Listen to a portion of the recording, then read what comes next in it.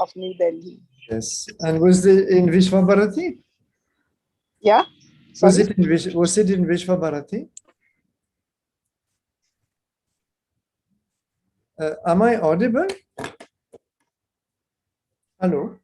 Yes, sir. Yes, sir. Okay. You are audible. Hi, Dr. Michelle Denino, namaste. Namaste, Dr. Shashiji. Long time. Namaskar. How are Namaste, I am here. Shashi ji, madam. But I am writing all the time the passcode change. You know, some people are asking You're writing about? about changed passcode. Yes. I also sent a few mails just You now. are just playing the role of a Waves member because we all are together and we are doing something, but don't know much about everything. Namaste, Shashi ji, madam. Namaskar, Soma. Dr. Shashiji, have you informed Nicholas? Have you informed Yeah, Nicholas? he has written an email that he will be joining 5 minutes ahead of program. Okay. नमस्ते शशि जी. Namaskar. Professor Khazanas, namaskar. मैं धीरूषा बोल रहा हूँ. Namaskar. How are you? I'm fine. How are thank you doing? What is the time in Greek? Namaste. It's 2 o'clock. Namaste. It is noon. Your noon? Namaste. Your noon time or morning? What is the time? Morning time, 2:30, 10 Namaskar, Professor Khazanas. Hello. Here the time is 2 o'clock. Nicholas, namaste. 3.5 hours difference. Okay, good. Namaste, Professor Khazanas, Shoma Basu here. Kamlesh. Nicholas, namaste, Michelle here. Namaste, Michelle. How are you? Mrs. Kapoor. I'm fine, Mrs. thank you. Kapoor Glad to from see you. USA. So finally you could join. Yeah, Mrs. thank Kapoor. you. Yeah, passport problem was there. No, I am not traveling anymore. Okay. There was no passport problem. No, I mean, Passcode of this. Professor Balramji was sending you.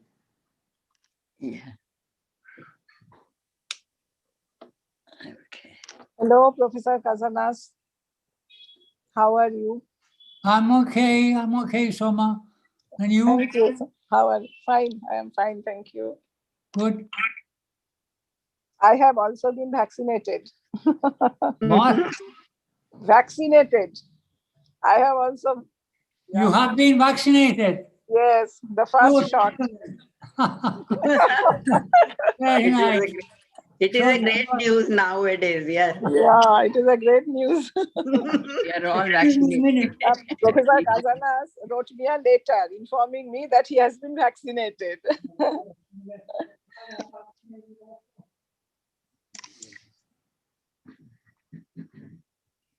Professor Bhudev Sharma ji, namaskar. Namaskar. Sharma ji, namaskar. Soma Basu. Yeah. Namaskar. My good. How are Sir, you? namaskar. Dr. Professor, Shashi namaskar. Balaji, namaste. जी नमस्ते. दिखाई नहीं कर रही, मैंने उस पर join कर लिया आज फोन पे. Namaste. कोई बात Namaskar. धर्मा नमस्ते. सभी को नमस्ते. Aparna ji, namaste. Hello. जी मैम, मैंने अभी सभी लाइफ मेंबर्स को दोबारा से पासकोड भेजा है. अच्छा.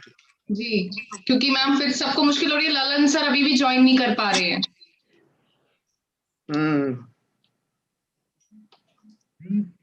वो पहला जो आपने भेजा था ना, उसमें और ये नए वाले में थोड़ा अंतर आ गया ना, तो उससे गड़बड़ हो रही है. मैम पता नहीं वो लिंक कैसे चेंज हो गया, कुछ प्रॉब्लम आई है इसीलिए ऐसा हुआ.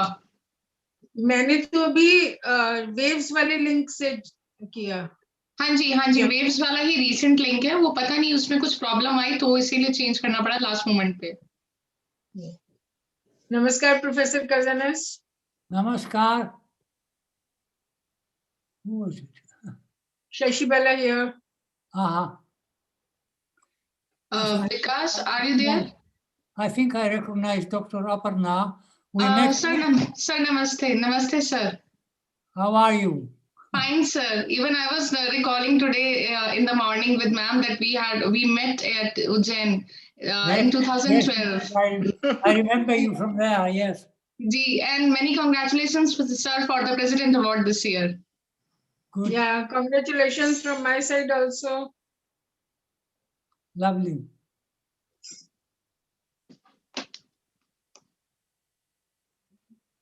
Okay. Vikas, Now its time is. okay, ma'am.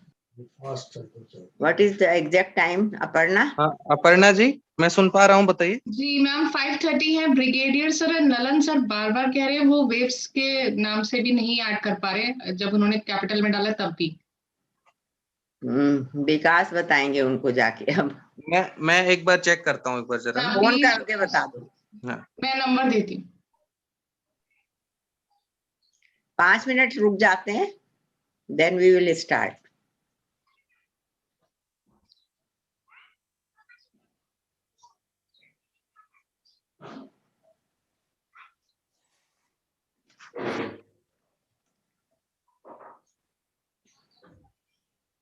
Prem are you here Prem is here yes ma'am ma'am प्रणाम करता हूँ सभी को मेरा प्रणाम okay okay be by the concluding okay yes ma'am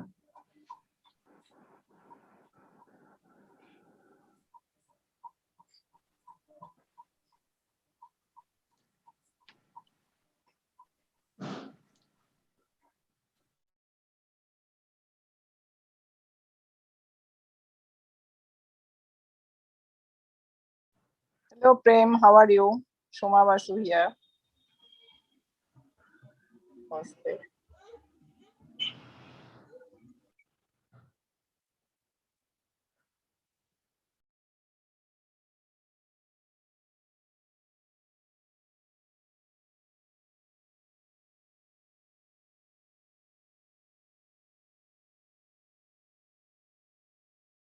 one हो रहा है 32 Ranjit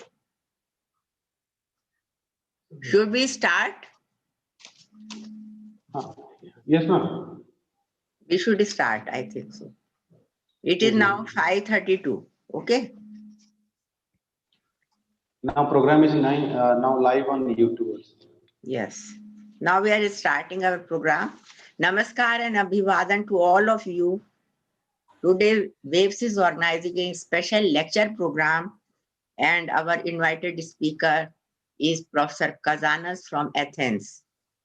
Now we are starting this lecture program with invocation presented by Dr. Prem Devli. Dr. Devli.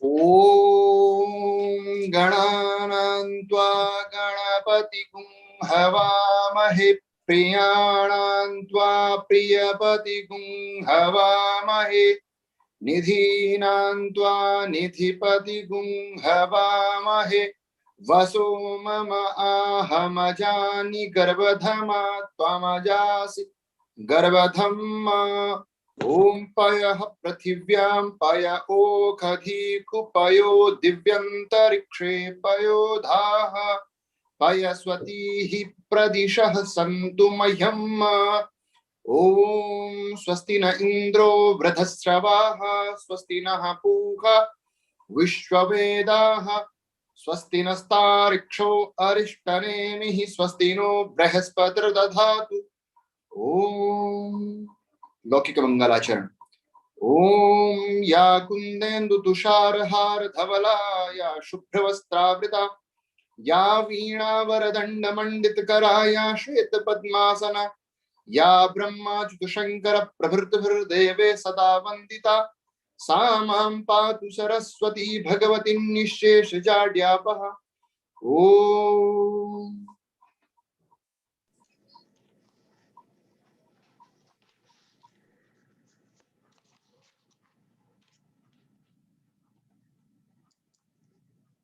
Today's program is a special lecture program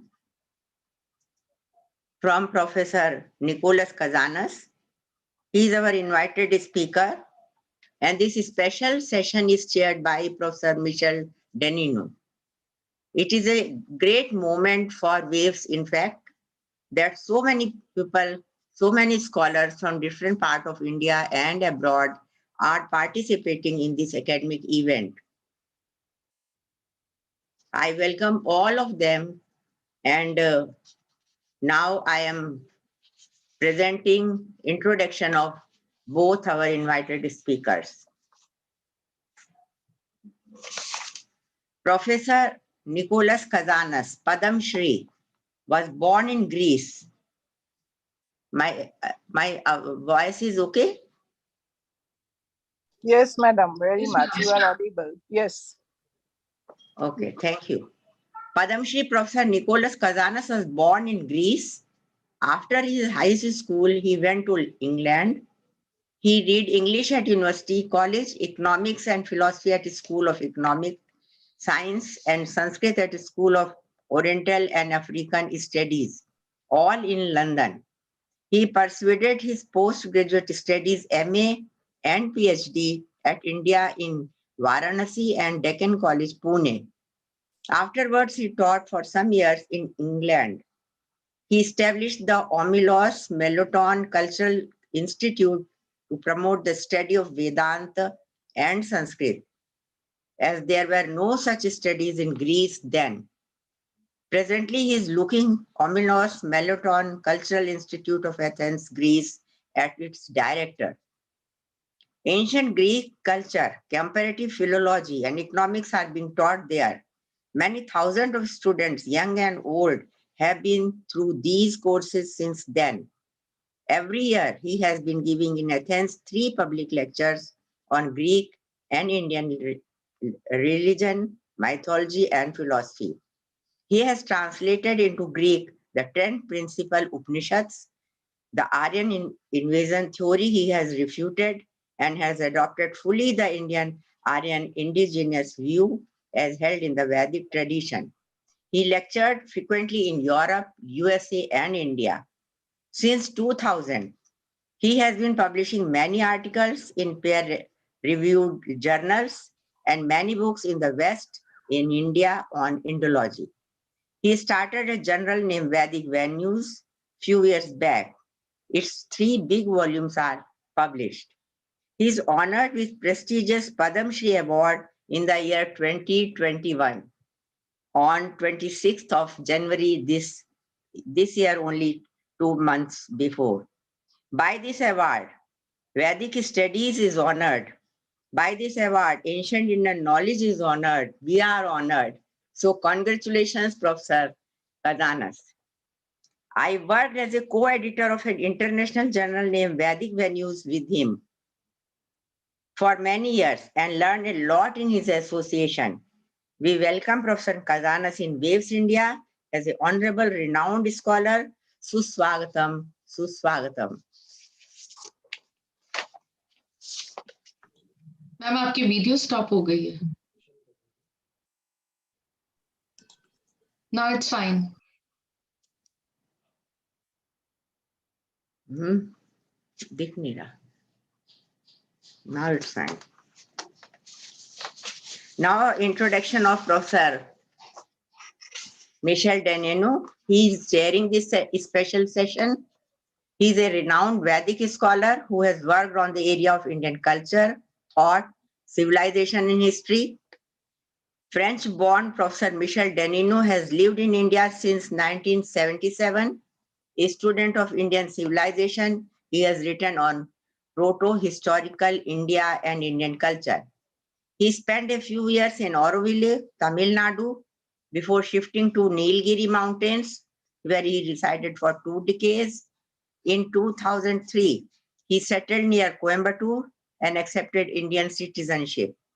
He has been teaching courses on Indian civilization and knowledge systems at IIT Gandhinagar, where he is visiting professor, and has been assisting the another department, another center called Archaeological Sciences Center. Professor Michel Denino was a member of Indian Council of Historical Research from 2015 to 2018. And he is currently a member of Indian National Commission for History of Science.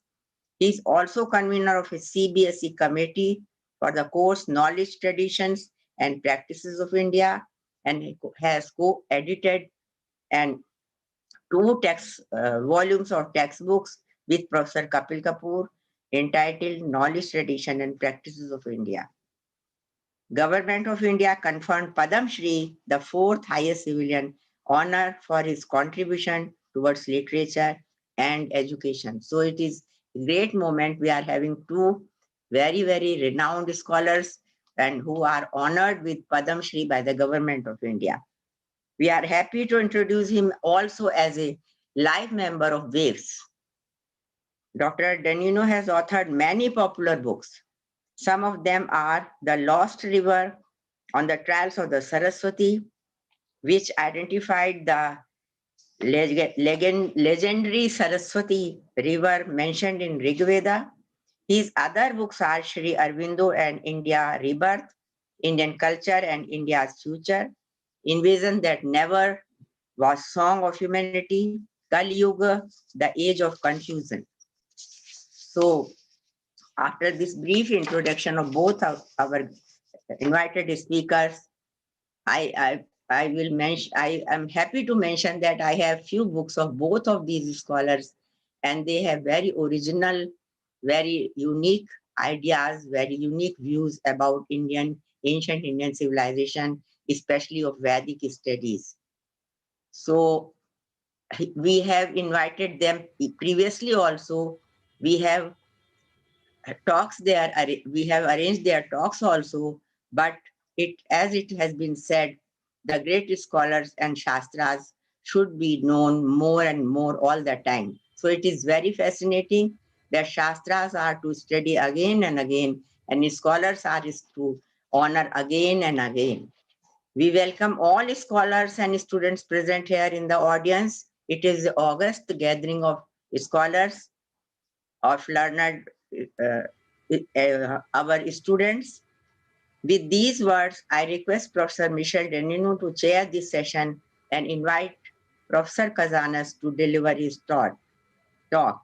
I also request audience to use chat box for their comments and queries. Over to Professor Michel Denino. Namaste, Dr. Shashiji. Namaste, everyone. And thank you very much for having me here to preside over Nicholas Kazanas's lecture. It is hardly necessary, actually, to have anyone presiding over such a deep scholar of Indian studies.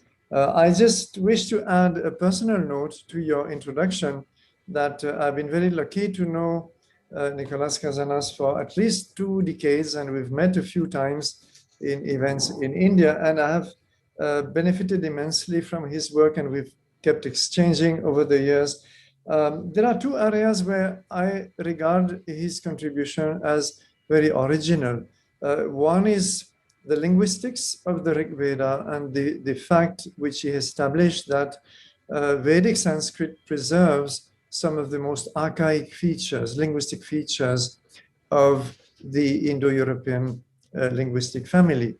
And this is a very important finding, which is still not given much consideration in the linguistics world, but that is not so surprising. And the other is in comparative mythology. Again, he has gone probably deeper than most scholars into the archaic feature of Vedic mythology, comparing it with other proto-historical cultures.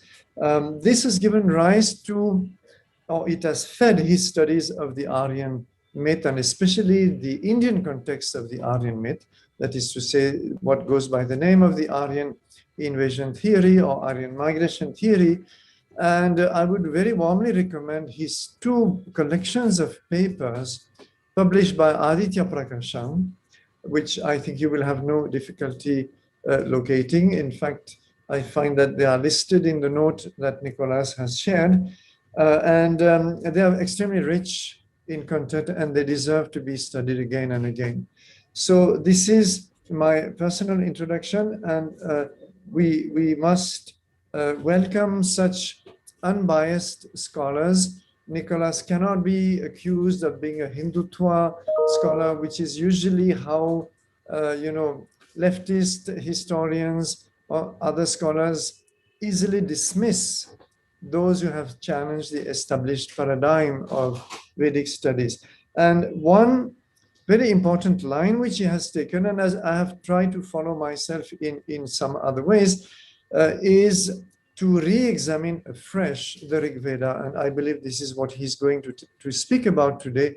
Rigveda being a much misinterpreted, misrepresented, and tortured text, tortured into yielding meanings since the 19th century, which it never intended to give. Racial and racist meanings, meanings of warfare, meanings of mighty clashes between two completely different races initially. Later on, it becomes ethnic groups and all sorts of messages, historical messages, which have no validity. So there have been a number of scholars, challenging those stereotypes, and Dr. Nicholas Kazanas has been one of the prominent ones in recent times. So with this, Nicholas, I will hand the virtual days to you, and invite you to enlighten us on the importance of the Rigveda. Thank you very much for giving me this opportunity of introducing you. And perhaps towards the end, I will briefly comment over your lecture after some questions and answers, I believe, have been taken from the audience. Thank you.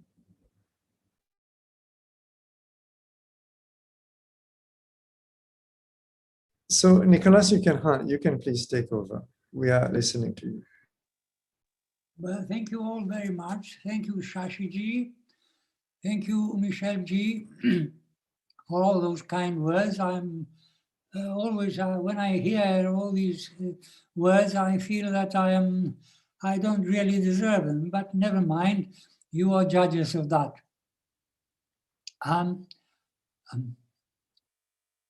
Yes, I should speak of the importance of the Rigveda.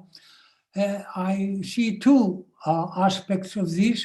One is the national aspect, and the other is the international, worldwide aspect. It's fair to say, I think, that all Indian culture, philosophical, religious traditions, and so on, stem from the Rigveda. But first, I will say a few words of what the Rigveda is not. The Rigveda was not composed around 1500 or 1200 BCE, as is generally believed by mainstream scholars. In its vast main bulk of the 1020 hymns, it was composed before the rise of the mature Harappan and before 3100, as I hope to show very shortly. It was not composed by non-Aryans outside the Sapta Sindhu area, and then was translated into Sanskrit as some fanciful, politically motivated Indian writers claim. The land of the seven rivers, Sapta Sindhu, is the region so named by the Rigvedic poets themselves in what is today Northwest India and Pakistan. As even Western mainstreamers like Witzel of Harvard and Keith and Max Muller before have affirmed, the Rigveda was composed wholly by Sanskrit speakers in the Sapta Sindhu area. This area comprised the upper region of Ganga and Yamuna, Drishadvadi and Shutudri, the Sutlej, which flowed at the time into the Sarasvati. Then there is Purushni, Asikni, and Vitasta, flowing into the Indus, and Gomati and some other minor rivers. The Rigveda Samhita is not a treatise or a minor encyclopedia of religion, philosophy, history, or culture. So you can't expect to find a full treatment of everything mentioned in the Rigveda. The hymns have allusions to many of these aspects of human life, but do not give full or even many details. The Rigveda is not a text of military engagements of the Aryans battling with non-Aryan indigenous people and driving them south, while at the same time Sanskritizing them, which would have been impossible anyway. Nor is it a wholly religious text with the sacrificial ritual as its main element.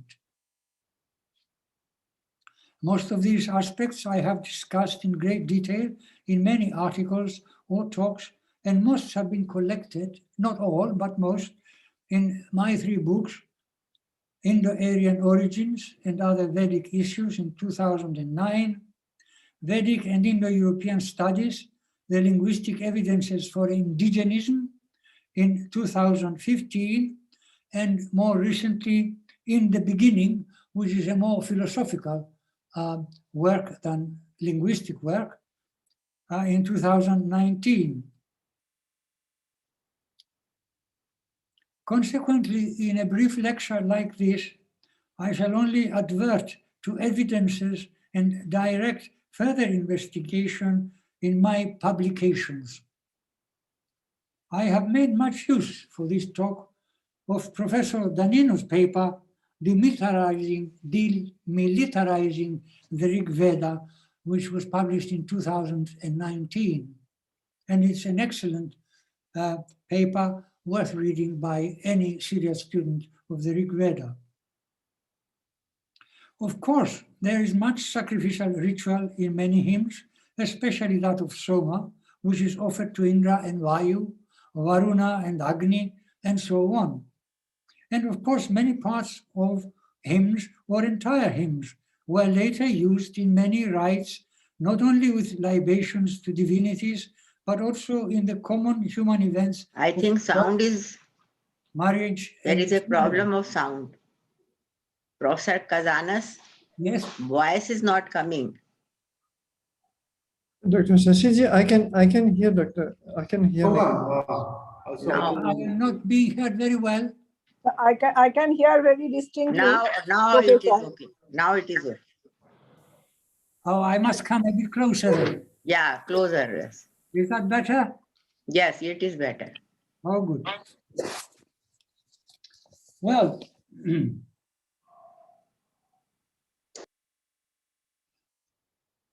I shall return to the ritual and talk more extensively, certainly with Soma, because it has an inner psychological aspect as well, as is attested by several hymns.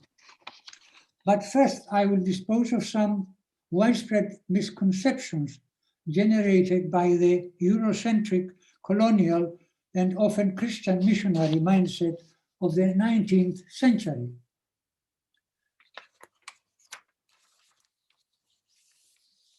Despite many publications of Indian scholars from the second half of the 19th century, and several Western ones like Polyakov, Professor Danino, David Frawley, Conrad Elst, and myself, and several others, I always get surprised when I find that many Indians still adhere to the old model of the Aryan invasion or immigration theory. Why do they do that? Perhaps because the indigenists have not argued very well their case. Or it may be due to laziness because they do not read widely, critically, and impartially. And in large part because of political, mainly left-wing concerns and religious bias with Christian and Muslim interests that want to see the Vedic tradition belittled. Or perhaps all these reasons. In 2012, I gave a talk at the Rabindra Bharati University in Kolkata, the Sanskrit department. This was published in the series of the National Mission for Manuscripts, Tattva Bodha, Volume 5, with the title The Collapse of the Aryan Invasion Immigration Theory and the Prevalence of Indigenism. It was published in 51 pages, including 7 pages of bibliography. In that talk, I examined the true origins of the Aryan invasion immigration theory, disposed of all the arguments, linguistic and others, adduced in its favor, and gave all the counter evidences, archaeological, paleo-astronomical, genetic, and linguistic, and literary. I start with some literary evidence to show that the AIT is not valid at all. It gains strength merely through repetition, nothing else. There is not the slightest piece of evidence for it. In Rigveda 4th mandala, the first hymn, 13, and the fourth hymn, and the second hymn, the Angirases declare that their ancestors made sacrifices here, Atra, in Sapta Sindhu. There is no mention of any other previous place. In 353:11, Sudas fought enemies Prak, eastward, Apak, westward, and Udak, northward only, but not southward. So we have no Indo-Aryans coming from the north and driving natives south. The movement is from east westward and from south northward. Mandala 6, 61:9-12, Saraswati, the river goddess, spread, it says, it spread all 5 tribes, the 5 Bharata tribes, beyond the other 7 sister rivers, as the sun spreads out the days. Again, the movement is from south, north, and west. In 763, Agni turned the unholy Dasyus from east to west. Purvash Chakara Aparam. Notice, not south, Nyak or Avak. Confirmation comes from the later Baudhayana Shrauta Sutra 18:14, which mentions explicitly the Amavasu, that Amavasu migrated westward, and his descendants are Gandharis, Parshus, and Arathas. There is uncertainty about Arathas. It could be the mountain Ararat, or it could be the Urartu linguistic community. But Gandharis are plainly people of Gandhara, and Parshus are plainly the Persians of Iran. So again, we have a movement westward, not south or east. Also the Avesta, the first chapter of Videvdat, delineates the movement of the ancient Iranians from Hapta Hindu, northwestward into Iran through 16 locations, and mentions the river Harach Vaiti. Both names are transliterations of Sapta Sindhu and Saraswati. Note, please, there is no system of 7 rivers in southeastern Iran, so it could not be 7 rivers in southern Iran. And there is no word, isolated word, Hara, in Avestan. It is clearly a transliteration of Saraswati. The Harappan culture, which began to arise in Sapta Sindhu from the 7th millennium, and the mature began to develop 2900, 2800 BCE, has 12 very common features. that are not found in the Rigvedic hymns. The first feature is Ishtaka, the brick. The Rigveda does not have this word. It appears later in the Brahmanas. So we can, with fair safety, say that the Brahmanas arise at about that period, 2900, 2800, because that's when we have Ishtakas. There is no significant urbanization in the Rigveda. There are no large buildings, baths, paved streets, and the like. There is mention of a 1,000-pillared mansion in the sky for lords Varuna and Mitra, but this is obviously the sunlight playing through clouds. There were no such buildings even in mature Harappan. The third item is fixed altar. The Rigveda has no fixed altars. They dug an altar very lightly on the ground wherever they happened to be. There are no ruins or abandoned towns in the Rigveda. Now, if there was an invasion or an immigration, there would have been, and there was a movement of the natives south and east, there would have been abandoned buildings, abandoned towns, and there would have been ruins. But there is nothing of this in the Rigveda. Karpasa, cotton. This is the only word in ancient Old Indic language, in ancient Sanskrit. It does not appear in the Rigveda, but there was plenty of cotton cultivated during the mature Harappan.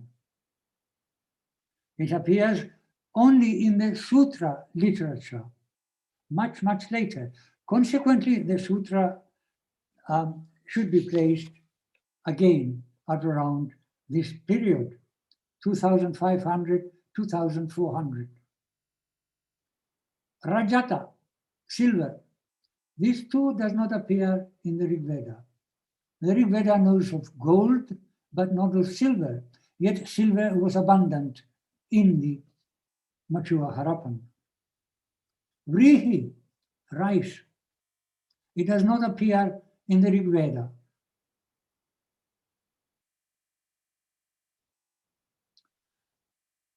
Rigveda knows only of barley. Godhuma, wheat. This too does not appear in the Rigveda. It appears in the Atharva Veda. Literacy. There is no indication of literacy in the Rigveda. There is no words like lekha and lekhana or lipi. Iconography.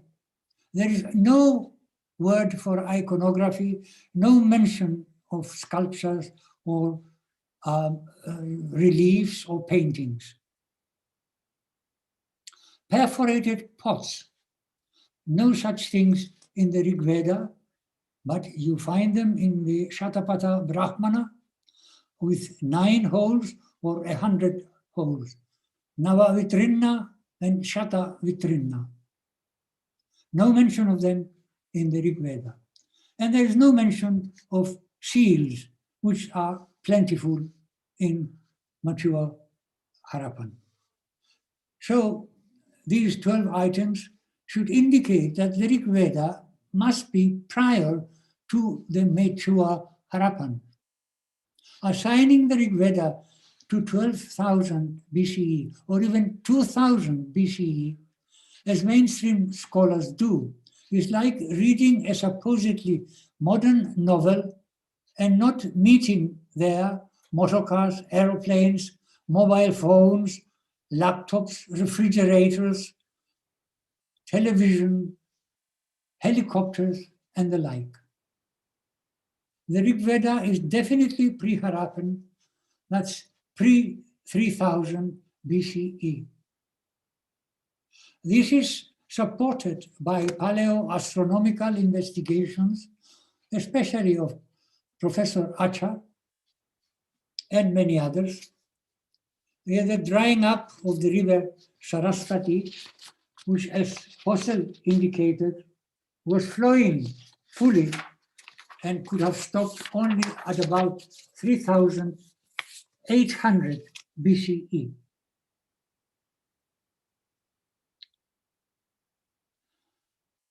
So this is the date for the Rigveda, before 3100.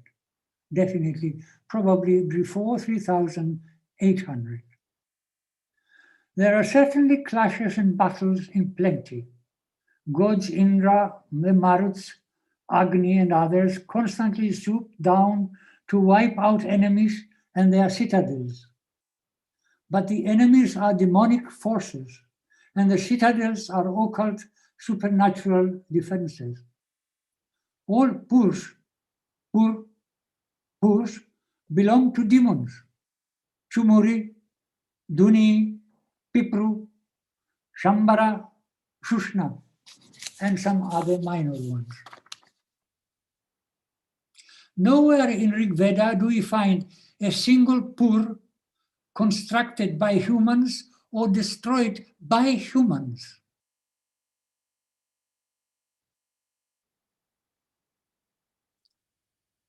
They are all created by Maya, and Indra is to smash them with the help of the Maruts or Agni sometimes, or Vishnu.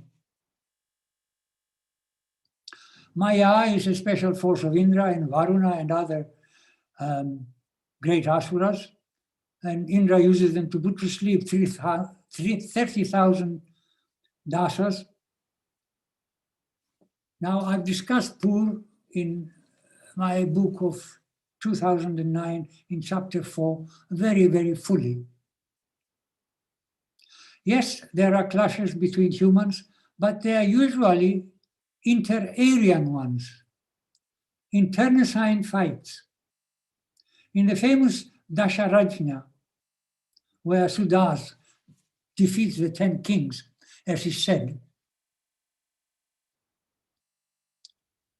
Indra and Varuna smite Dasas and Aryas equally. The tribes Anu, Bhrigu, and Puru, they are all Aryans. They are not natives. They are not foreigners. In 5.12.5, we find devotees, friends of Agni, Sakhayas, Shivasas, who become Ashivas, enemies of Agni. These are Aryans who somehow get off the main orthodox path. Nowhere in the Rigveda is it said, "Damn these indigenous barbarians." There is no indication of any indigenous population against the Aryans. Not once. There are Asikni tribes, but they can be Aryans gone astray. Much is made of the infamous war chariot, the Ratha, distinguished from the allegedly common carriage or cart, Anas. You have Ratha, the fighting chariot, you have Anas, the ordinary cart. But Ushas, the goddess of dawn, has Ratha in a late hymn 148.10 and in an early hymn 361.2. She uses Ratha. She also has Anas in early 4.30.11 and late 10.73.7. Even mighty lord of battles, Indra himself, is called Anar Vish, not Ratha Vish, seated on the Anas, not on the ratha. These vehicles with 1 or 7 wheels have little to do with the usual war chariots of Egypt, Greece, and up north in the Urals, which are very light, 30 or 40 kilogram boxes spaced for 2, the driver and 1 warrior. Here in the Rigveda we have 3 Vandhura, 3 spaced chariots or anas, the driver and 2 more. And then we have Ashtavandhura, space for 8, a minibus. These vehicles are described as Prithu, broad, as Brihad, tall, big, and Varishta, most wide. In one case, they are described like a river flowing on. Now imagine Saraswati several kilometers in width for the Hindus, and a Ratha or a Ranas being described, being compared to that flow. So it must have been pretty big affairs. The wood from which they were fashioned is plainly Indian wood. The three trees are mentioned: the Khadira, the Sinshapa, and the Shalmali. So no, the chariots did not come from abroad. They were fashioned in India itself by Indian wood. Now, the only 7 chakras that we know of, the 7 wheels, 7 chakras, are the later yogic chakras in the human organism. Now, did the Rigvedic people know of them as well and presented them, and the body in symbolic fashion in the image of a carriage, anticipating the Katha Upanishad? Frankly, I don't find it at all impossible. In fact, I'm convinced they did know of the chakras.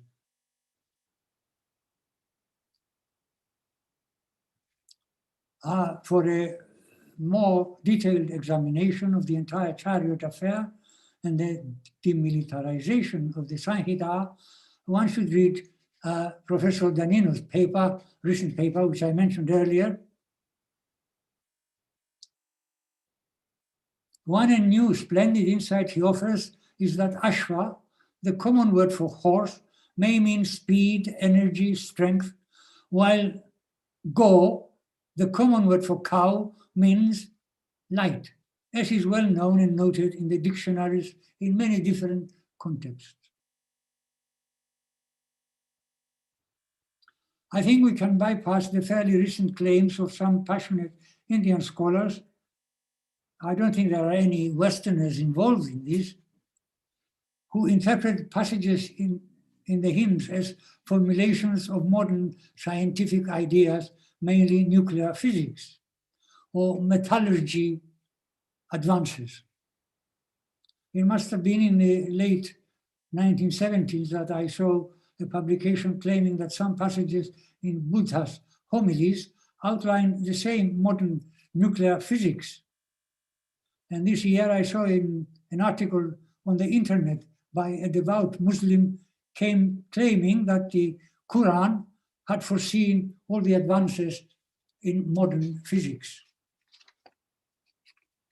The Christians haven't gone round to it yet.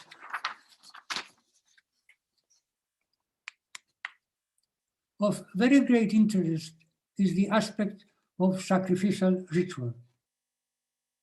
Many scholars in the West and many more in India take it for granted that the main subject of the Samhita is the sacrifice, and especially the Soma ritual, followed by the Ashwamedha, the horse sacrifice. Some aspects of the horse sacrifice are found also in the Hittite, the Greek, the Roman, the Celtic, and the Scandinavian cultures as well. But this rite itself is not quite so common in the Rigveda as that of Soma.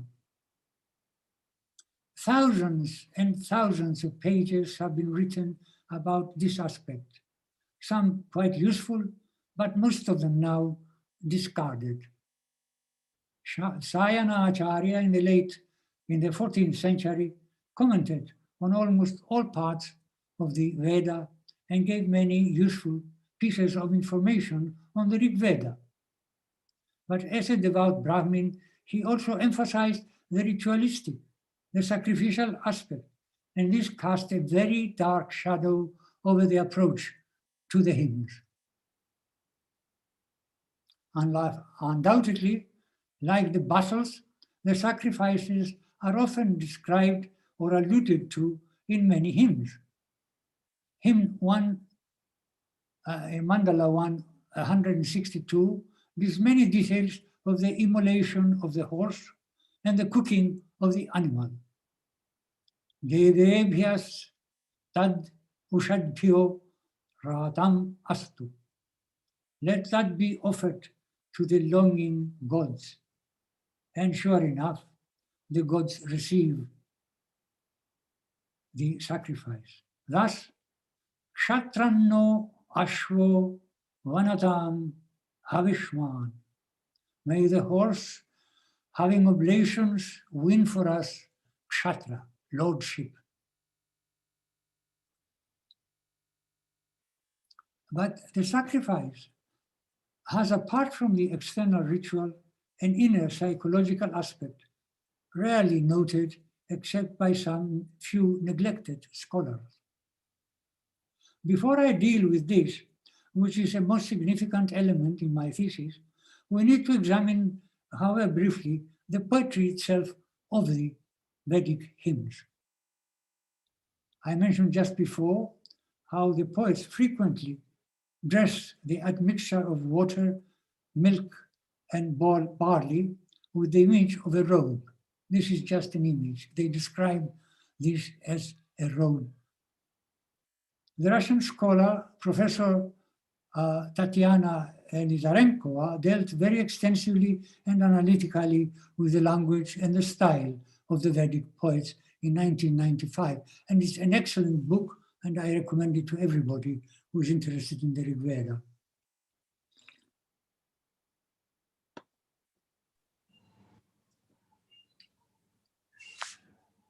There is absolutely nothing of fine poetry, epic, lyric, satirical, elegiac, and whatever else in Greek, Roman, Celtic, and later world poetry. Nothing at all that will not be found in the Rigveda. Epic epithets identifying particular figures, as found in the other poetries, are also found in the Rigveda applying to gods, like Daivya of Savitar, Ugra of Rudra, Ritavan of Mitra and Varuna, Sumapa of Indra, and so on and so forth. Then we find similes of many kinds, simple, like Rudra kills like a terrifying beast. Satirical, like frogs are like Brahmins at the overnight sacrifice, speaking around, as it were, a full lake. This is in the 7th mandala, in 107. Brahmana so atiratrena so me sarona purvam abhito vadanta. Then there is the lyrical and elegiac one in, as a mother covers her son with a robe, so shroud thou, O earth, this dead man, in the 10th mandala. And one from Soma, like the rays of the sun that make men hasten, exhilarate, then to sleep, so flow forth together Soma's swift effusions. This is from the 9th mandala, and there are many beautiful verses in that 9th book. But the most beautiful of all are those describing dawn. So, as I said, all the elements of good poetry are present: strict meter, alliteration, rhyme in some verses, all the types of imagery, metaphor, personification, similes, as just mentioned, hyperbole, and so on. I take out of many of these one of Vamadeva's passages praising the horse Dadikra, which becomes a cosmic symbol. In Mandala 4, 3 hymns, 38, 39, and 40, have the horse as their subject.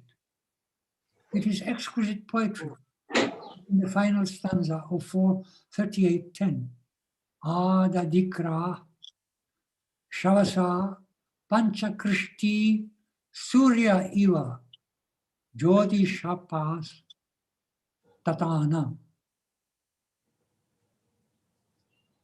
Now imagine the horse stretching, extending over the 5 Aryan peoples in that vast area of Sapta Sindhu.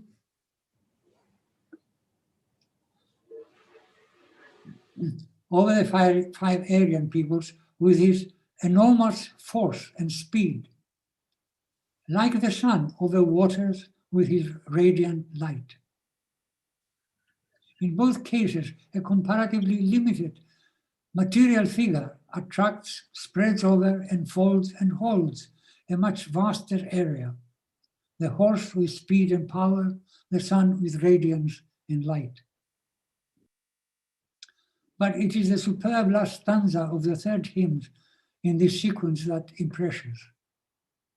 Hansa Shuchishad, Vasur Antarikshasad, Hota Vedishad, Adithir Duronasad, Nrishad, Varasad, Ritasad, Vyomasad, Abja, Guja, Rilaja, Adrija, Ritam.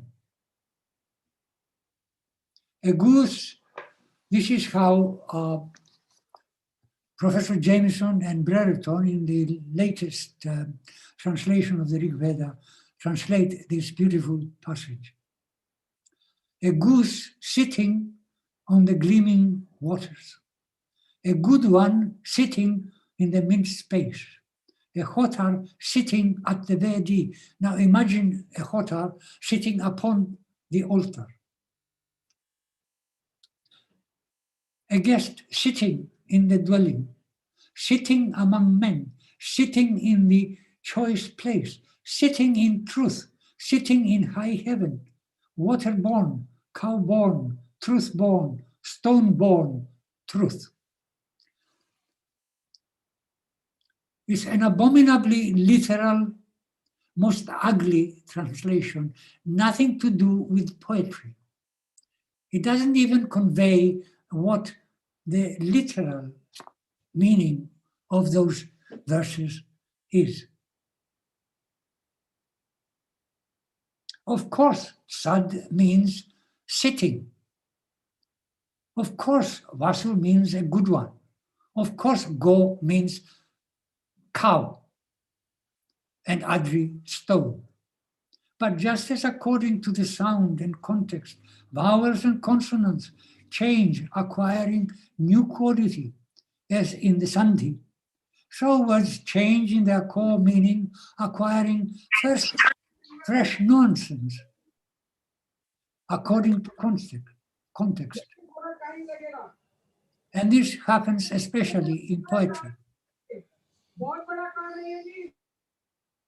I'm sorry, am I not being heard again? Your voice is okay. Yeah. Professor, your voice is okay. Someone is talking. Mic is open. Please mute off. Yeah, please mute.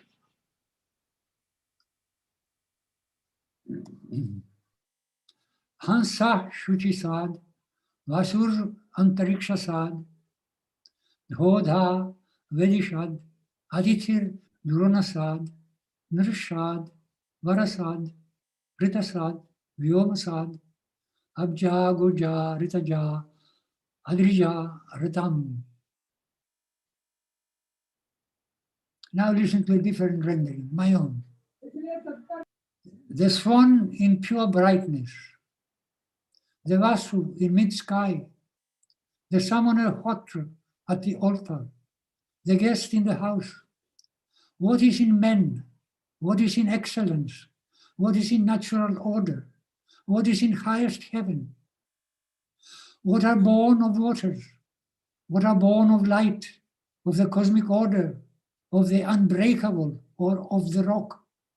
That is the law of truth. The first pada gives us a descending order from the highest pure brightness down to the inside of the house. The other three give us an ascending order, culminating in Rita, which expresses the will of the creative principle in the universe. I derive Adri from Adr, not break. But if it is rock, then it goes up and then comes down and covers the entire, all the levels of the universe.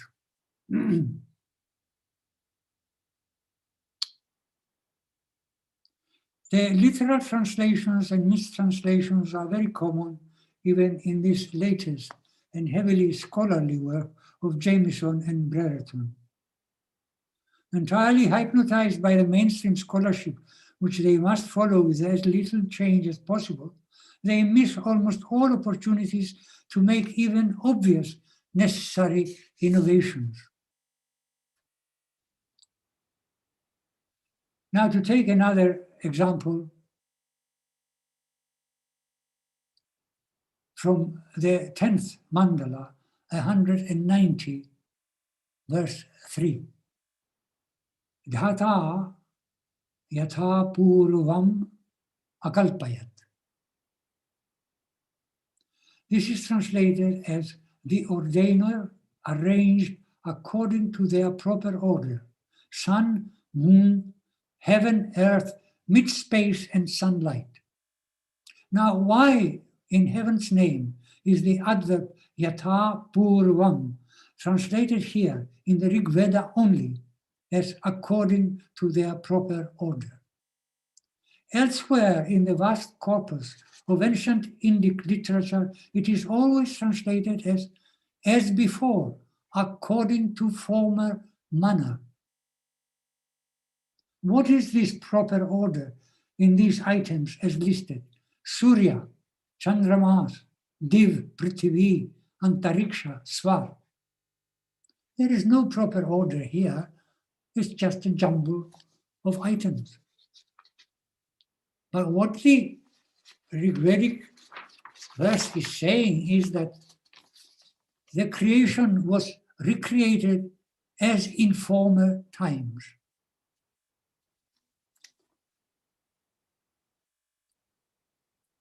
And so by this very venerable mistranslation, mainstreamers deny the idea of repetition or of recreation of the cosmos, which is so obvious here. As in former times, so now he fashioned it.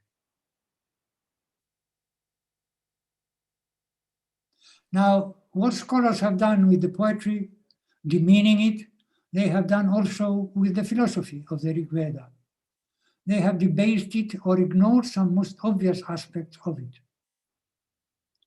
One such obvious aspect is the esoteric, psychological, subtle process of the sacrifice. Please bear in mind that the word sacrifice is Latin, and it means to make sacred. It doesn't mean to slaughter an animal. It does mean that later, yes, but that's not the primary meaning. I dealt very extensively with this in a paper in 2003, Philosophy and Self-Realization in the Rigveda.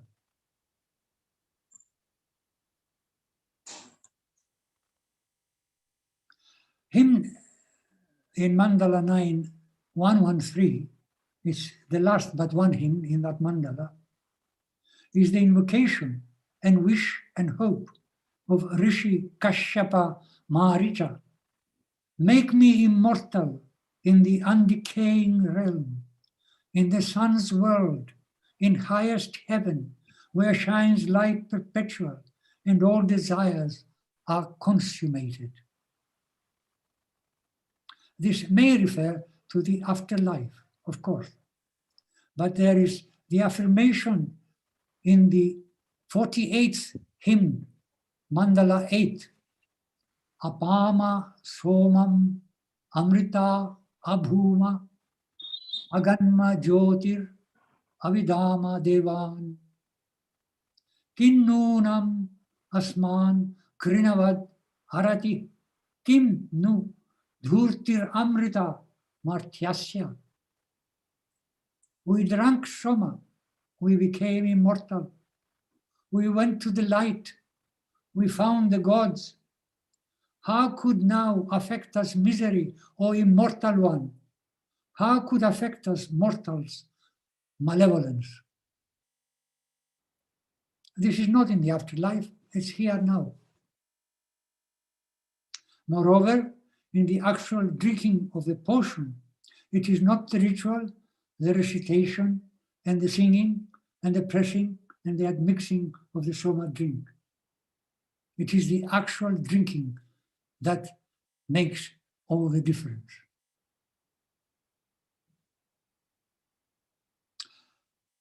Of course, not everybody can achieve this.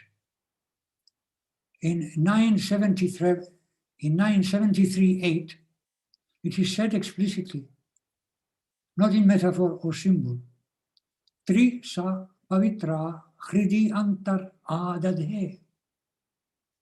He placed 3 filters within the heart, my heart, our heart, human heart. Within the heart are the filters, and not just outside, they're also inside.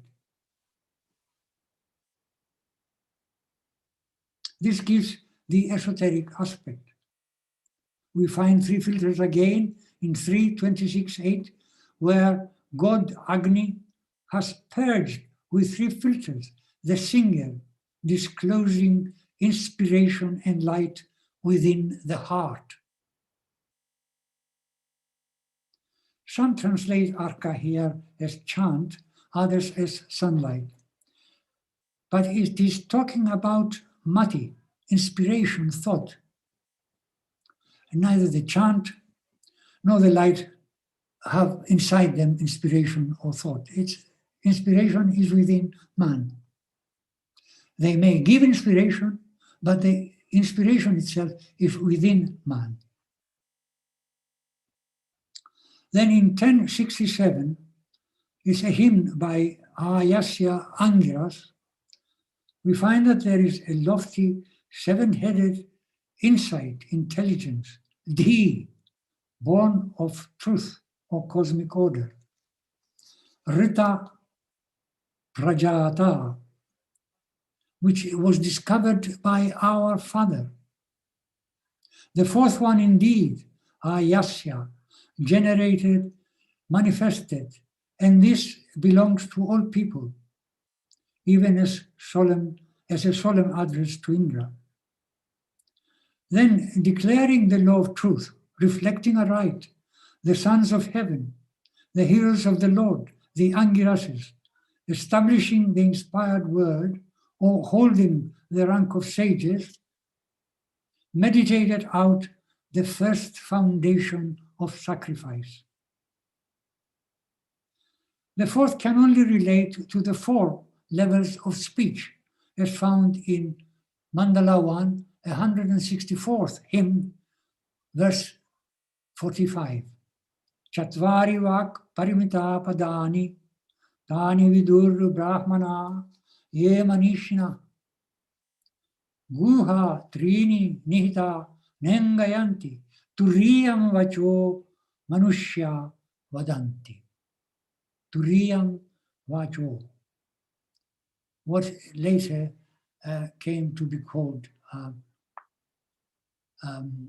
Para Pashyanti Vaikhari, Para Pashyanti Madhyama Vaikhari. It's the Vaikhari, the fourth level of speech which humans use in communication.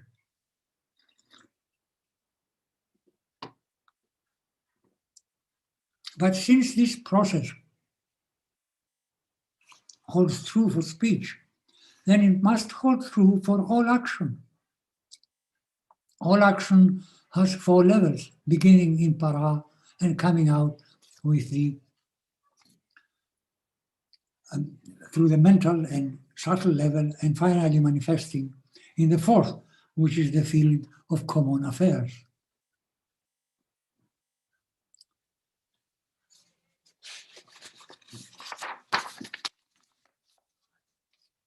So the sacrificial process is spelled out to have 4 stages of preparation: pressing, filtering, pouring, and drinking. But as mentioned above, it is also esoteric. And the filtering is done in the heart. And in 9.1.1.3.2, Soma flows with the right word, Rita Vakena, with truth, Satyena, with faith, Shraddhaya, and with power of transformation, Tapasa. In 9.96, Soma strives to reach the 3rd stage or domain, Tritiya Dhamma, and reaches the 4th one afterwards, Turiyam Dhamma. The adjectives here used are Rishmanas, having the mind of a seer, Rishikrit, seer maker, Swarsa, light winner. Again suggesting an esoteric refining process by which the human being is being made sacred. So there is a descent through the 4th levels and also an ascent through the 4 levels. This inner aspect of the sacrificial ritual resulting in a higher state of consciousness was examined very, very thoroughly by Sri Kumaraswamy in Atma Yajna in 1942. Others examined it too, Sri Aurobindo. I shall come to that later. It is not only God Soma that resides in man. All deities and the very source of all deities reside in man. Dirghatamas Auchatya, who gave us hymns 140 to 164 in the first mandala, composed the 2 hymns, 162, 163, for the glorious Ashra. He also gave us the enigmatic 164th, Asya Vamasya Palitasya Hota, of this noble grey summoner. Now in stanza 21, this great poet says that the mighty herdsman of the entire world, Ino Vishwasya Bhuvanasya, Sa ma dhira pakam atra avivesha. This wise one, enter here into me, the naive one.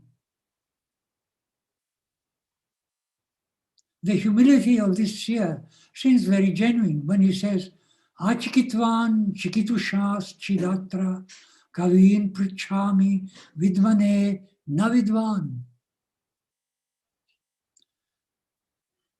Not having realized the truth, I ask some wise poets who have realized here in order to know, since I don't know. And yet this man knows so much, as is evident from this hymn. Yet he is aware of the 4 levels of speech and of the mighty guardian of the universe being within him. So these fellows who wrote these hymns were not ignorant nomads, but very wise in their simplicity and capable of using well this complex old Sanskrit language. The gods are within, and they certainly were within them. The idea is often repeated. Agni, who encompasses all gods and knows all things, is the light and source of all inspiration, Krati, placed in man's heart. Hridaye ahita in 696. This luminous power is perceived through mind, not eyes. Manasa Nichaya. Indra also is internalized in 426.1 when he declares that he is the sun god Surya, but also the Rishi Kakshivan and the wise poet Ushanas. He was embodied in those seers. And in 353.8, he, Maghavan, takes on every form employing his great power of Maya. In hymn 675, as you probably know, praises their weapons and opens with Varman, the armor. Final stanza also, 19, closes with Varman, stating clearly, Brahma Varman Mama Antaram. The Brahma power, the Brahma spirit of prayer is my inmost armor. He felt that this great power was within him and was protecting him from all evil. Of course, it is a hymn in the Atharva Veda that states explicitly that all deities are within man as cattle in a pen. The Purusha is Brahman, and in him, Sarvahi Asmin Devata Gava Goshte Iva Asate. That being so, it follows that the demons and fiends, Namuchi, Shambhara, etc., whom Indra, Agni, and other gods destroy, together with their defenses, Purs, are also within man. These battles are then internal, psychological clashes between good forces and evil forces within man. In the Rigveda, which is highly optimistic, and it probably speaks about an age that we have forgotten, the good forces mostly win. Certain attributes or qualities recognizable in man are presented as deities. Thus we have Devi, Ramati, goddess foresight, or Devi, Tavishi, goddess strength, and so on. There is also the holy power Brahman, inherent in prayer, in faith, in worship and ritual. And this is often the means whereby great seers perform their miraculous deeds.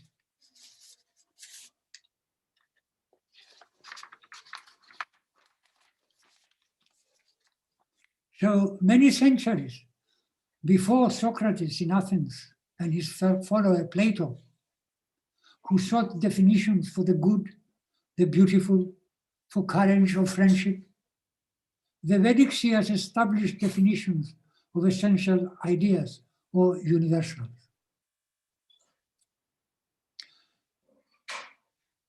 Consider here the refrain in 355, one of the earliest family mandalas, repeating after all 22 stanzas of this hymn to the Vishwadevas. It is by Vishwamitra. Mahad Devanam Asuratvam Ekam. Single and great is the lordly power of the gods. The gods are gods by participating in this Asuratva, or elsewhere Devatva, which is great and is one. one universal power. This now brings me to the Vedic seers' great contribution to mankind. They established and seem to have known in experience the one, the supreme unknown power from which evolved the multiplicity of world phenomena in creation. In the same family Mandala 3, hymn 54.8, it is postulated that the one is all. The one which is all governs all. What moves and what is at rest, what walks and what flies, this multifarious manifest creation. It is all one and it is ruled by one. Ejad dhruvam patyate vishvam ekam charat patatrik vishunam vijatam. Other hymns in other mandalas express the same idea in different formulations. Thus, 164.46 says, the sages give many names to what is one. Indra, Mitra, Varuna, Agni. Here the one may be the sun, but nevertheless, we have got one and the many. This is repeated in Mandala 10, 114. The wise poets figure out in words the good-winged one in many ways. Then 858.2 says, Ekam vai idam vibabhuva sarvam. Being one, it became variously all this. The Nasadiya hymn 1029 also affirms the one which is at the beginning, before anything at all exists. Stanza 2 says, that one breathed without air by its own innate power. Anid avatam svadhaya tad ekam. There was nothing else other than that one. The one postulated by the Rigveda many, many centuries before the monotheism of the Jews, Christians, and Muslims. It may even be 2 or 3 millennia. Yes, knowledge of the one was present. But May I request, Professor Kazanas? So I'm finishing please, in a few minutes. please brief it. Yes. K. Werner observed that although it was known, few followed it, most followed the many gods. Before Werner, at the beginning of the 20th century, Sri Aurobindo had turned his attention to the more genuine spiritual aspect of the Rigveda and even interpreted some of the divine phenomena as symbolic of elements in man's psychology. He saw, for instance, God Agni as a symbol of consciousness that could be refined in man and expanded from the material to a higher spiritual level. More recently, Janine Miller and David Frawley also turned in the same direction, and so have done some others.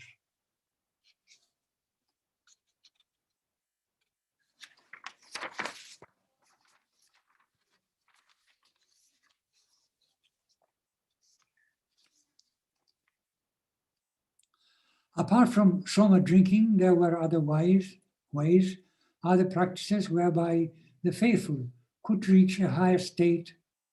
These practices are elucidated in the hymns, simply developing the virtues of every culture: truthfulness, frugality, devotion, generosity, self-restraint, courage, meditation, reflection, and so on. Thus, the wise poets harness their minds and reflections. Yunjate mana uta yunjate deo vipra. Or they found a spacious light as they were reflecting.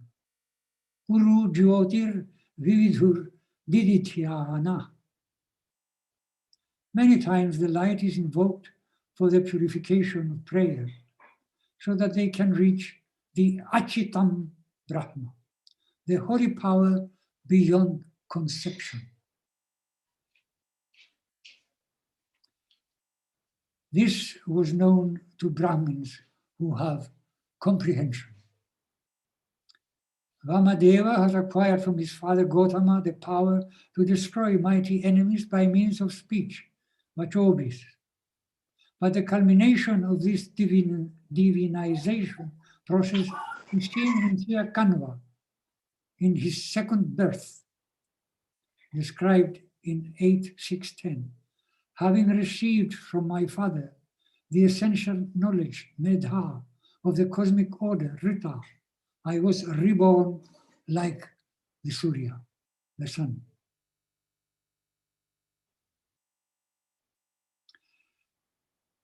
There is a lot more, but I don't want to go on with more details. It's time to stop, and I shall stop. But I hope I have demonstrated that the entire stream of spirituality in India has its beginnings and its roots in the Rigveda. And this is the biggest boon to mankind also. They want certain means for true salvation. Satyam vai jayate ayam atma brahma. Thank you all very much. Thank you very much, Nicholas, for this very rich lecture. There is a lot of material which you have presented to us. The pseudo-historical aspect of the Rigveda and the misinterpreted history of the Rigveda, which is simply non-existent in the text. It is imposed on it. And then you have moved to the inner message, inner content of, and let us say the inner quest of the Vedic rishis. So it was not a story about fair-skinned, blonde invaders subjugating dark-skinned indigenous populations, not in the least. It is about humanity in quest for a deeper meaning and for a higher consciousness. And I think you've made a lot of very important points, especially about the allegorical, the metaphorical imagery constantly used in the Rigveda, and you've given us so many examples. And it raises very important questions about, how close to the meaning, the central meaning of the Rigveda, the traditional Vedic schools of Indian interpretation, even forgetting about the European school of the 19th century for the time being, but the Mimamsa schools, which have insisted on the predominance of sacrifice in the Rigveda, how close or how far they have been to the central meaning, highlighted especially towards the end. Since we are running a little late, I will not pursue. I think, Dr. Shashiji, if we have some questions, maybe they can be taken up and Nicholas can address them. Surely. Aparna, please. Aparna, look to this matter. Ji Namaste sabhi ko. There are few questions in the chat box which I can read for the speaker and for the chair, and after that I will share the comments from the chat box only. The first question was from Dr. Shashi Tiwari Madam only. What is the another word told in reference to Ratha?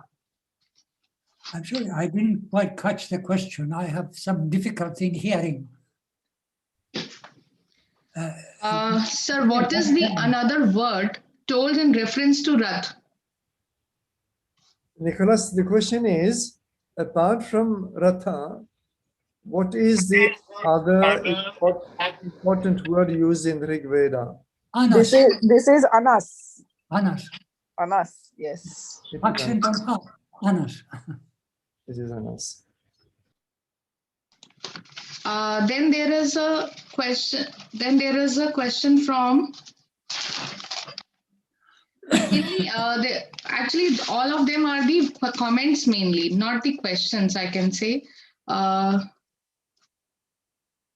Like Dr. R.N. Pandya ji said, very useful facts full of research from Rigveda is presented by Dr. Khazanas ji today. And then Dr. Sridhar Charji has commented that he actually asked, what is the book on Rigveda that Dr. Khazanas ji just recommended? He is recommended, sir, you have recommended some book in the in your speech. He's asking that. What I mentioned several books. Does he mean the translation? You have mentioned some book on the Rigveda. I don't know if it is, if he is asking about the translation. Can I say something about it? Dr. Aparna, I think the book that Nicholas was referring to was by the Russian scholar Elizarenkova. Elizarenkova. Tatiana Elizarenkova, yeah. Tatiana Elizarenkova, 1995. Yes, Language and Style of the Vedic Rishis. Right. I think yes, someone the question was has answered as well. Yeah, somebody's answered the question. It was translated by this American lady. Okay, sir. Okay. Again, Dr. Tiwari ji has mentioned that you have mentioned a very good point that in translation of mantra of Veda, attention should be given to the sequence of items if mentioned. So this was her comment on your speech. And Yes. again, okay, sir. Now there is a question from Dr. Dhananjay Bhanji. He's saying that can we get inner peace by reading and practicing Vedic hymns? Well, I think that's a very good idea, but I only learned to chant them in one note. I don't know the different schools in India. I never attended one. And my guru, Shantananda Saraswati, advised me and my school to remain on one level. Just one note, not many up and down. He said that's safer. Professor Khazanas, may I ask you about your opinion about the translation by Jamison and Brereton? What did you say about the translation? I could not follow. Would you please explain a bit? The translation of the Rigveda by Jamison and Brereton. Yes, yes. What did you say with reference to that translation? Please. Please. Very literal and very ugly translation, but it's also very incorrect in very many parts, unfortunately.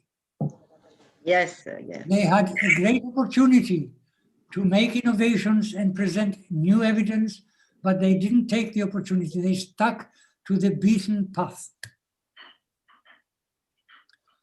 So there are many expressions that I could not follow in that translation because they are not. I thought they were not. They did not follow the Rigveda text itself.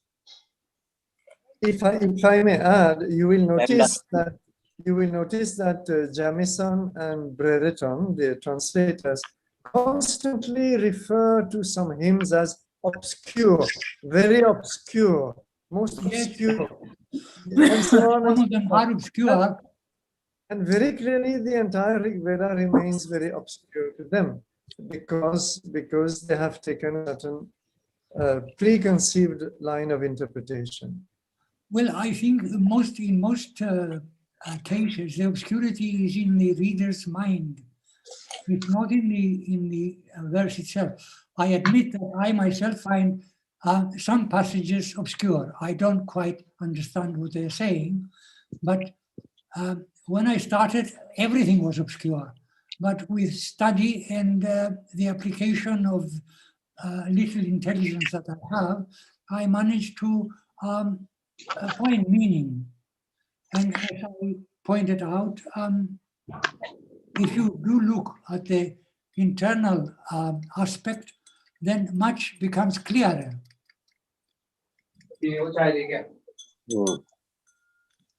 Thank you, sir. There is another question from Dr. Ranjit Bhairaji. He's saying that he first of all like to congratulate you for a wonderful speech, and also He's asking a question. Can you explain a bit more on Surya and Savita?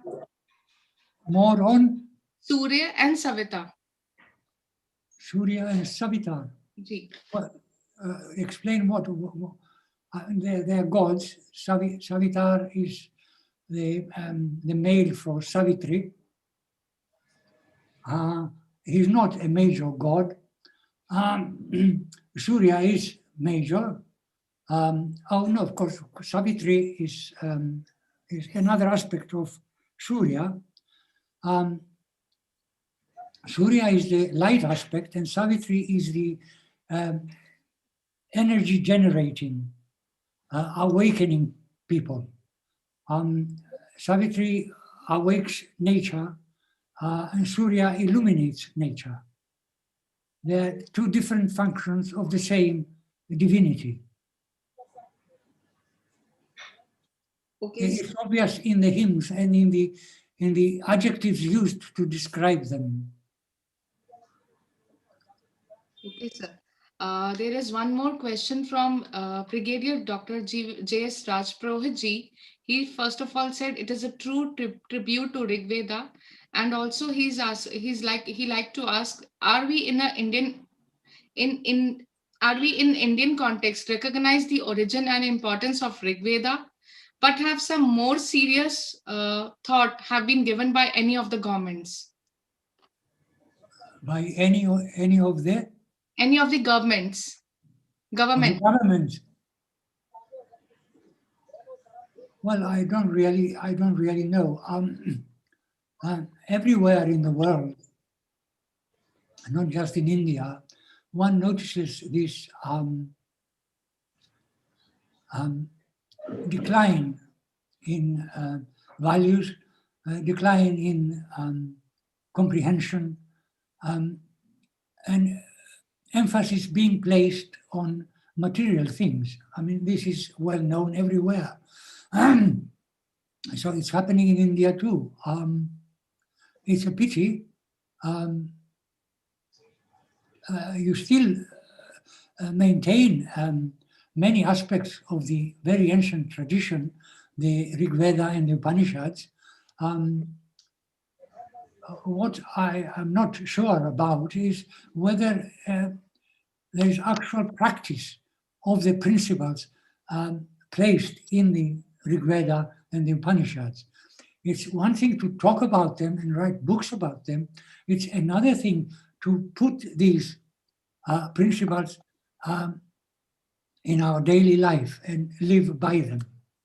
And I think that that happened in my country, where the ancient principles of philosophy were forgotten. This is happening in India, but you are more fortunate because there are still some schools that practice properly these principles. So all hope is not lost. Nice explanation. Again, a question from Dr. L.A.T. He's from Belarus and he's attending our program. He's asking, is there any reason to translate Rigveda into languages with different experience and the ritual subjects? I think it could be very, very difficult to translate Rigveda in other languages. English is very, very proper language because it has a very wide word richness. It has a very wide vocabulary. It has picked up words from all languages. And therefore it has a very wide range of meanings. And you can do it in English, I think, but it's probably the only language that would do it properly. The problem is that the translators do not get under the skin of the hymns, do not get inside the hymns to see what the rishis are on about. They stay on the surface. And you cannot get into the hymns unless you yourself do some work on yourself and refine your mind, refine your emotions, refine your consciousness, as Danilo said earlier.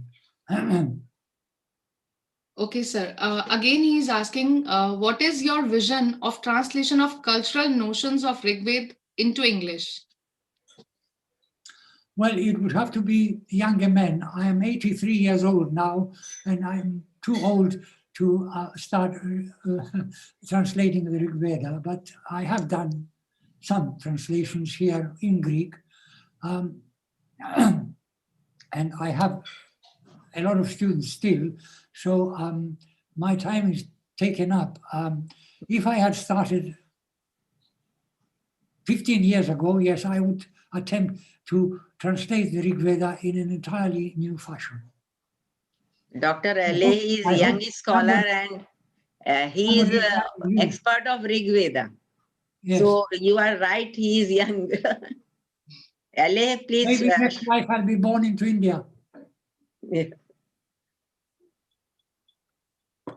Then there is a question from Dr. Dhananjay Bhanj ji. He is asking if Som stands for moon and calmness from moon is very shooting, then what is the hidden meaning of Som Rasa in Rigveda? Soma does stand for moon, of course, but it also stands for the drink. Now the question is, what is the relation of moon to the drink? I don't know yet, but after a lot of research, I found that the most likely plant for the soma is a particular type of mushroom. This was examined by some botanists some years ago, and they even wrote a couple of books. And it does have an exhilarating effect. But you don't need that, just as you don't need the moon. What you need is a proper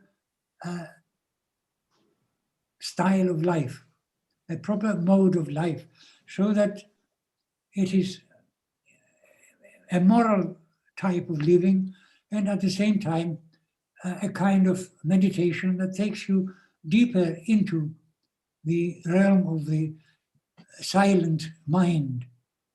From there, you will extract light and energy and more understanding. Gee. But as I said, I'm not quite sure of what the potion and the moon have in common. It has to do with light, but what it is, I don't know. Okay, sir. No, we have another question from Dr. Shashi Balaji. She's saying, can you please suggest any book or research paper decoding Vedic hymns from the scientific perspective? Well, I think that should be addressed to Professor Subhash Kak. He dealt with the scientific issues of Vedic culture, and he's written several books on that. The name is Subhash Kak. He's a member of your Waves Yes. organization, I think, isn't he? Yeah, but Subhash Kak? yeah, I know him, but are there any other books decoding the Vedic hymns? I don't know other books. There is one aspect I would like to comment on the moon. It just came to me. Can I go back to this question? Sure, sir. Now, the moon attracts the waters. You know that. It causes tides in the oceans. You know that. It attracts the waters and causes tides inside our organism also. But it is too small and we don't notice it.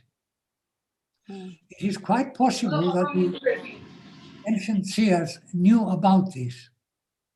It's very important because this effect on us has many peculiar effects. It makes us do things that sometimes we don't want to do. But I have not studied it very thoroughly, so I can't say much more about it.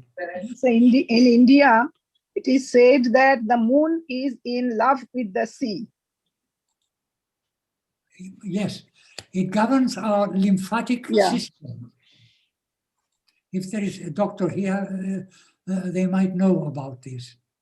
The moon governs our lymphatic, or has effect on our lymphatic system, which governs the way the blood flows and nurtures, feeds all members of our body, all our members of the body. So in any case, the modern science has also proved that the Yes. gravitational force of moon and earth, they attract each other, and full moon day is the time when majority of our emotions are very high, the tides are very high. So it is well established by the Western sciences today, but what Rigveda has given is long back, and they have gone much beyond what the present day science has given. If the science today says that the waves and tides are because of that, Moon has said what you said, lymphatic system, our soul. So we are so closely connected, and human being, earth, moon being so closely connected is what you actually said. We are part of one universe and impact on each other, hence the impact of moon. That is quite correct, yes. Yes, it just came to me. I had forgotten about it. Again, there is a question from Professor Ranjit Behra ji. He's asking, what is the opinion about the dates of Rigveda? The dates of the Rigveda, I think all Rigveda was completed by 3200 BCE. I gave you the evidence linguistically, and it is certainly before mature Harappan. Mature Harappan is 2900, 2800. And it has got all these items that the Rigveda knows nothing about it, but the Brahmanas, the Upanishads, the Sutra literature do have these things. So they must be after the 3000. Rigveda must be before 3000. The exact date, I don't know. But as I said, it was thought that the Saraswati stopped flowing down into the ocean by 3800. And then it dried up completely around about 1900. So 3800, I would put the bulk of the Rigveda. Maybe more hymns were composed afterwards. But by 3200, it was all over. And your own tradition says that it was all arranged by 3200, 3102 to be exact, on the eve of the Mahabharata, or on the eve of the entry of the Kali Yuga. Yes, sir. Another question is from Professor Balram Singh ji. He's saying, what may be the source of Vedic language? The source of Vedic language is God himself.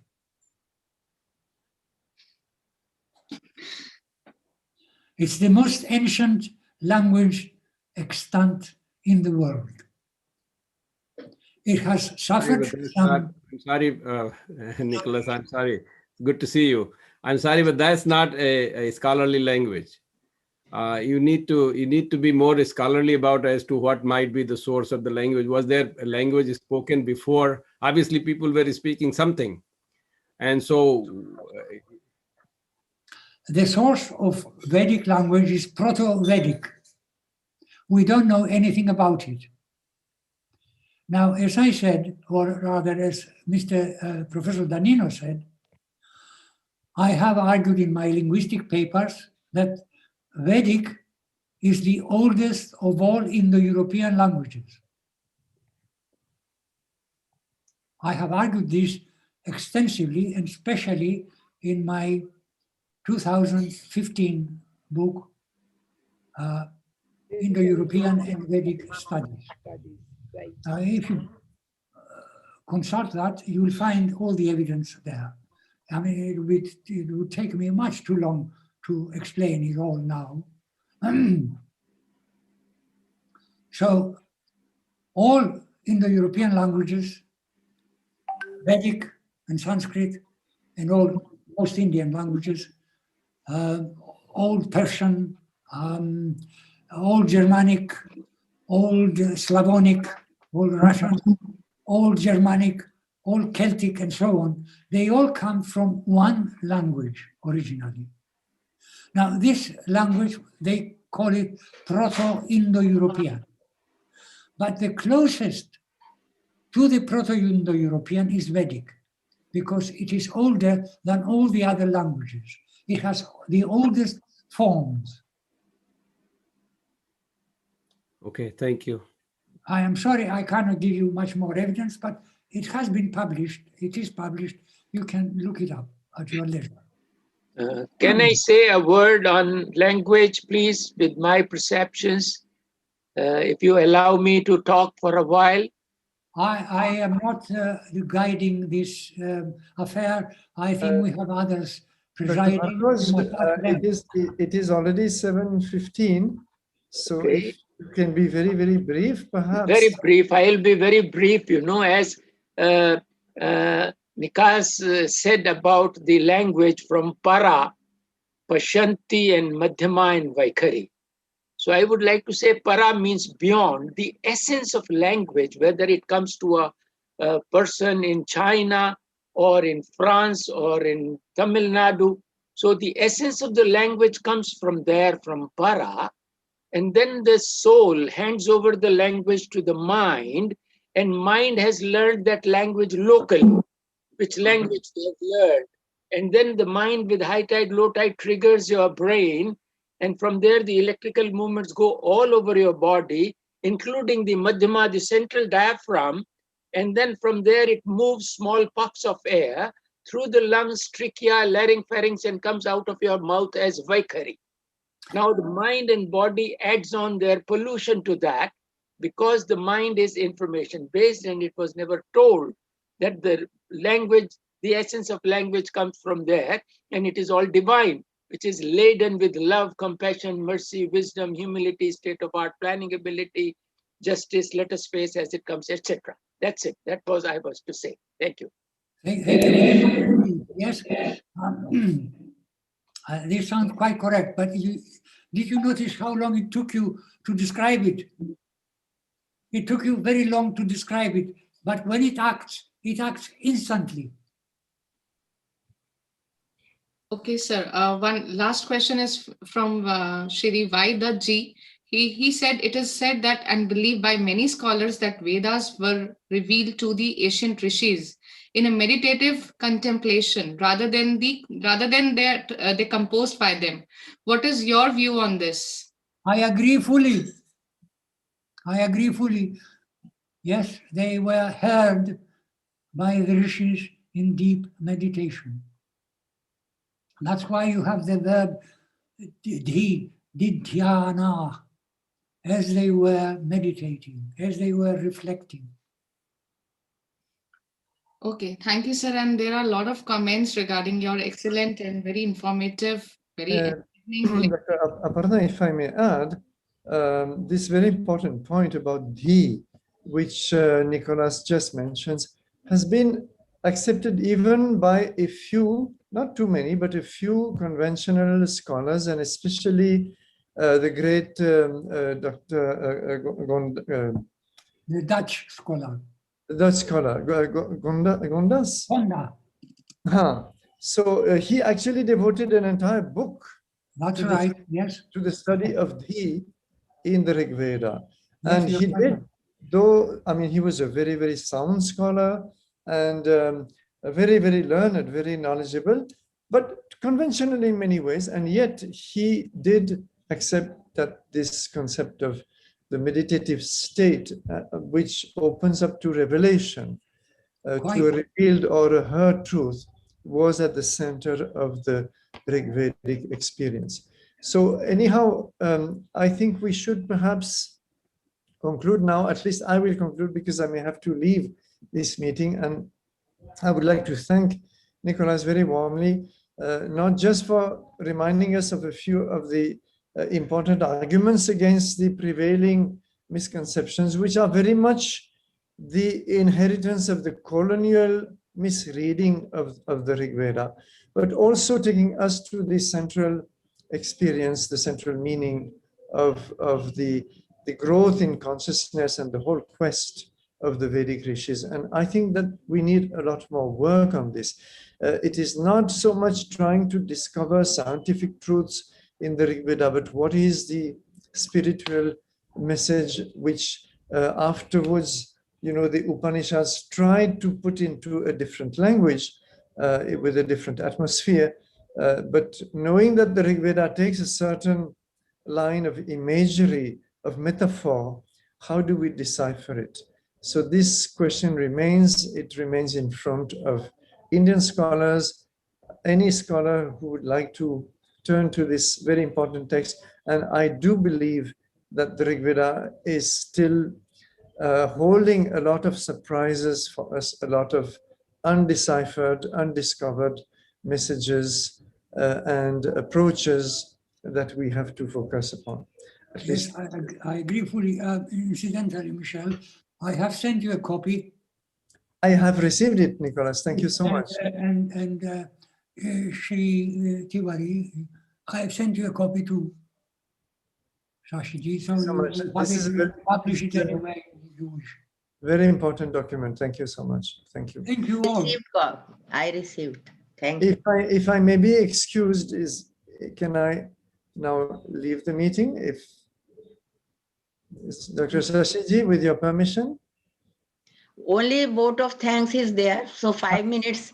Rajpurohit ji, please, Brigadier Rajpurohit is requested to propose a vote of thanks. Thank you, Chair. Thank you, Honorable Speaker. Thank you, Chair. On behalf of Waves India and Waves International, I take this privilege of thanking the wonderful sessions that both of you took us through. It has been a really extraordinary session for all of us. And on behalf of the President, Professor Shashi, Vice President, and all of us here, we extend a very, very sincere gratitude to you. Professor Mikhail Danino, it was wonderful listening to you. Last we met was in Indian Institute of Advanced Studies during one of those seminars. Would love to interact again on a wonderful subject like this. And Professor Nicholas Kazanas, it is indeed a privilege and a personal enrichment to have heard you this evening. Would love to continue. There are a number of other guests that I see on board. Mr. Kamlesh Kapoor is there from USA. Our Professor Balram Singh is there. Dr. Jean Anderson is there. Dr. L.A. Pazhakevich from Belarus is there. I thank you all from across the globe to have come and honored this interaction and meeting. Our own old gold is also present here. Professor Bhudev is there, Professor London is there, Chand Bhardwaj is there, and with the blessings of God Almighty. And the first shloka of Rigveda itself is on sun. And as it says, Om Agni Mile Prohitam Yagya Sadeva Mritajam Hotaram Ratna Dhatamam. So it says it all comes from sun and rest all follows. And we're so thankful to him for giving us this wonderful life. With this, I once again extend our sincere gratitude, sir. Would love to listen to all of you once again. Thank you so much. Over to Dr. Apan. Thank you.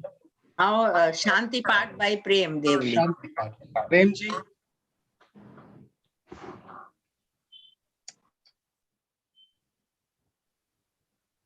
Am I expected to say something? Dr. Prem Devli is there. He would do the Shanti part and close the session. Is Dr. Prem there? Otherwise, Dr. Aparna, you could do the honors. Then I can do the Mangal Kamna for all. Yes, please.